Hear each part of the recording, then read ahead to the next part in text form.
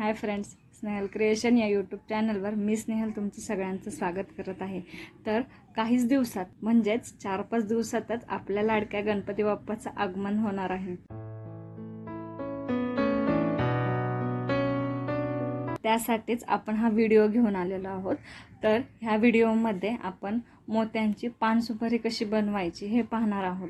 तर आज ह्या व्हिडिओचा पहिला पार्ट आहे। तर ह्यामध्ये आपण अशी डेकोरेटिव्ह सुपारी कशी करायची हे पाहणार आहोत आणि नेक्स्ट पार्टमध्ये आपण पान कसं बनवायचं हे पाहणार आहोत। म्हणजे आपल्या ह्या दोन पार्ट मिळून आपला पान आणि सुपारी असा विडा तयार होईल।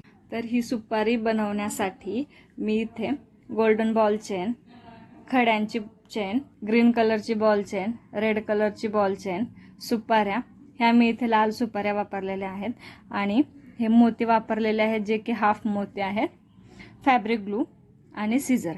फॅब्रिक ग्लू यासाठी वापरायचा की तो आपण सुपारीवर लावला, समजा तो एक्स्ट्रा झाला तरी तो वाळल्यानंतर ट्रान्सपरंट होतो, तो आपल्या सुपारीला दिसत नाही। त्यामुळे फॅब्रिक ग्लू डेकोरेटिव्ह सुपारीसाठी वापरला आहे।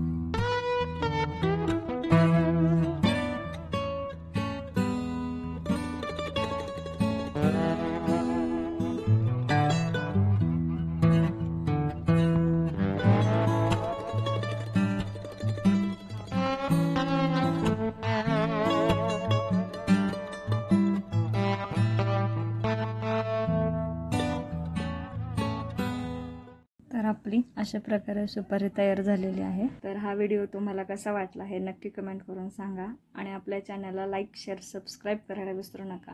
जर अजूनही चॅनलला सबस्क्राईब केलं नसेल तर लवकर करा, कारण आता ह्या 4-5 डेजमध्येच सगळ्या गणपतीसाठी लागणाऱ्या वस्तू मी व्हिडिओ घेऊन येणार आहे।